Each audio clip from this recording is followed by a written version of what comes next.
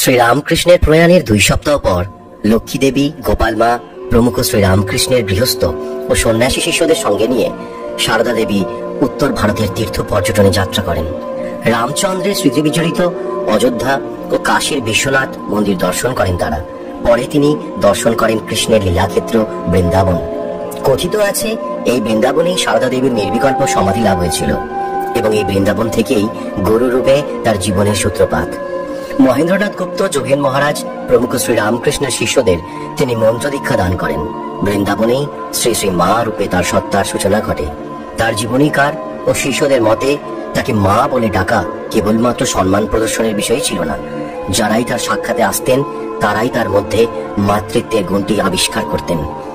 কলকাতার উদ্বোধন ভবনে সারদা দেবী ঠাকুরঘর তীর্থযাত্রার শেষে সারদা দেবী কয়েক মাস কামারপুকুরে বাস করেন। এই সময় একাকী অত্যন্ত দুঃখ কষ্টের মধ্যে দিয়ে তার জীবন অতিবাহিত হতে থাকে। 1888 সালে এই খবর শ্রীরামকৃষ্ণের ত্যাগী শিষ্যদের কানে পৌঁছালে তারা তাকে কলকাতায় নিয়ে এসে থাকার ব্যবস্থা করে দেন।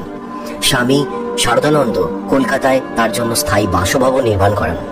মায়ের বাটি নামে পরিচিত বাগবাজারের এই বাড়িটিতেই জয়রাম বাটির পর সারদা দেবী জীবনের দীর্ঘতম সময় অতিবাহিত করেছিলেন। এই বাড়িটিতে স্থাপিত হয়েছিল রামকৃষ্ণ মিশনের বাংলা মাসিক মুখপত্র, উদ্বোধন পত্রিকা তথা মিশনের বাংলা প্রকাশনা, উদ্বোধন কার্যালয়ের প্রধান অফিস। প্রতিদিন অগণিত ভক্ত এই বাড়িতে তার দর্শন, উপদেশ ও দীক্ষা লাভের আশায় ভিড় জমাতেন। তার মাতৃসমা মূর্তি ও মাতৃসুলভ ব্যবহার সকলকে মানসিক শান্তি দিত। তার নিজের সন্তানাদি না থাকলেও শিষ্য ও ভক্তদের তিনি মনে করতেন তার আধ্যাত্মিক সন্তান। 1906 সালে মা শ্যামা সুন্দরী দেবীর মৃত্যুর পর সারদা দেবী কার্যত পরিবারের প্রধান ব্যক্তি হয়ে উঠলেন। বিধবা ভাতৃজায়া সুরবালার ভার গ্রহণ করলেন নিজের হাতে। সুরবালা সেই সময় রাধারানী নামে একটি সন্তানের জন্ম দেন। রাধু নামে সর্বাধিক পরিচিত রাধারানী ছিল একগুঁয়ে এবং মানসিক বিকারগ্রস্ত। তাকে নিয়ে দুশ্চিন্তার অন্ত ছিল না সারদা দেবীর।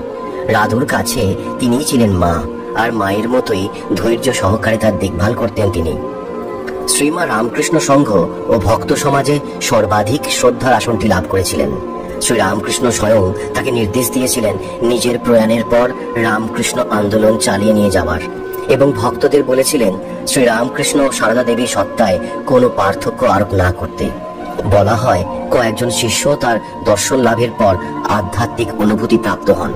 কেউ কেউ তার সাক্ষাৎ দর্শনের পূর্বেই দেবী রূপে তার দর্শন লাভ করেন, আবার কেউ কেউ স্বপ্নে তার থেকে দীক্ষা লাভ করেন বলেও কথিত আছে। এইরকমই একটি উদাহরণ হলো বাংলা নাটকের জনক গিরিশচন্দ্র ঘোষ, যিনি মাত্র 19 বছর বয়সে স্বপ্নে তার কাছ থেকে মন্ত্র লাভ করেছিলেন। অনেক বছর পরে যখন তিনি সারদা দেবী সাক্ষাৎ লাভ করেন তখন অবাক হয়ে দেখেন তার স্বপ্নে দেখা দেবী আসলে ইনি। ভিডিওটা যদি ভালো লেগে থাকে তাহলে বাকিদের মধ্যে শেয়ার করেও বাকিদেরকে দেখার সুযোগ করে দেবেন। ঠাকুর, শ্রীমা সবাইকে ভালো রেখো।